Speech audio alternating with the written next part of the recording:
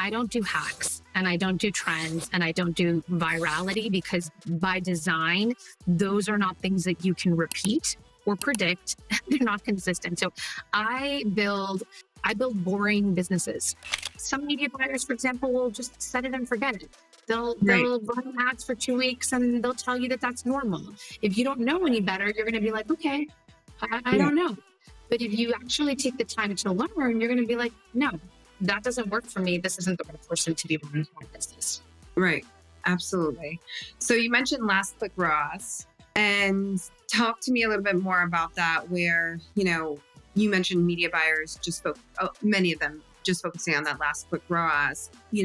Conversely, what do you like to implement beyond that point? Great question. So I find that, and again, everybody has to remember that there is a very low, it's very easy to get into this industry, right? The requirements to become a media buyer, you could take a $20 course and call yourself a media buyer.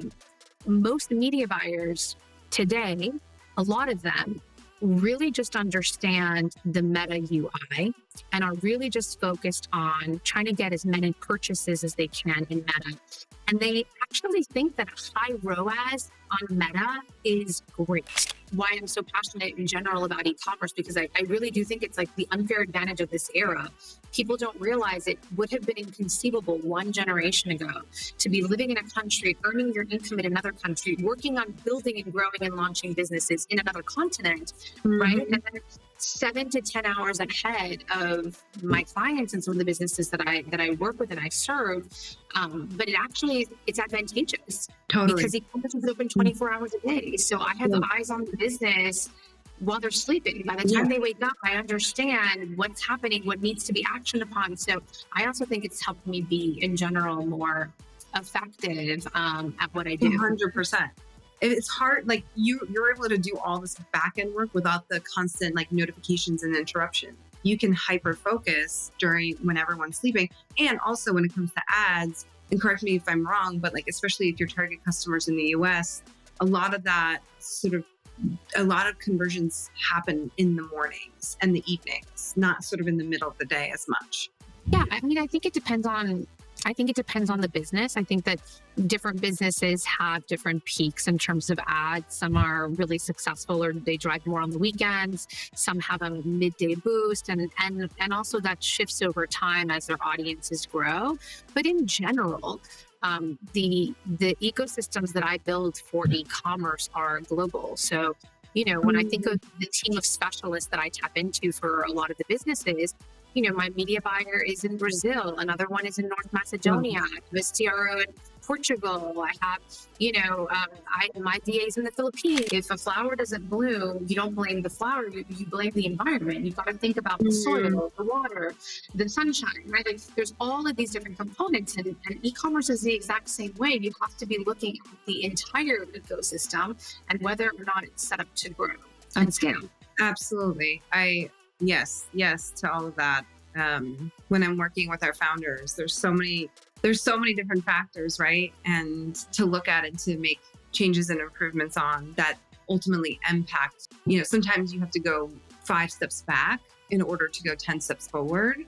And so there's all these little and big things like the website that are underperforming, yet they're spending potentially thousands on ads that are just fizzling out. Maybe the ads are performing okay, but then it just sort of you're just losing all those people that are that are coming to your site because the site isn't converting at the level that it needs to. So for sure.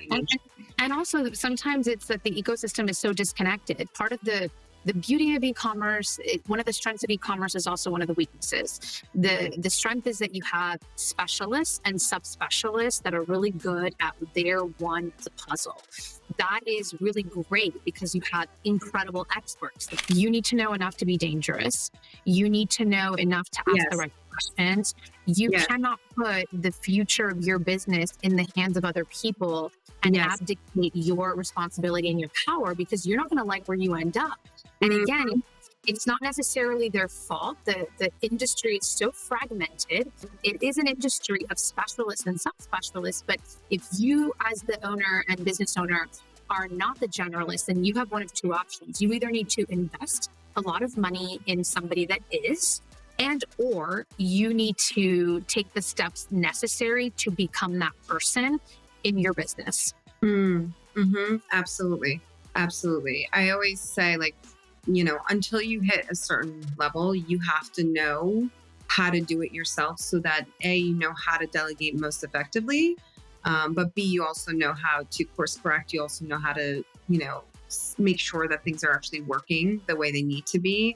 Otherwise, you're just, like you said, entrusting somebody to do it all for you blindly.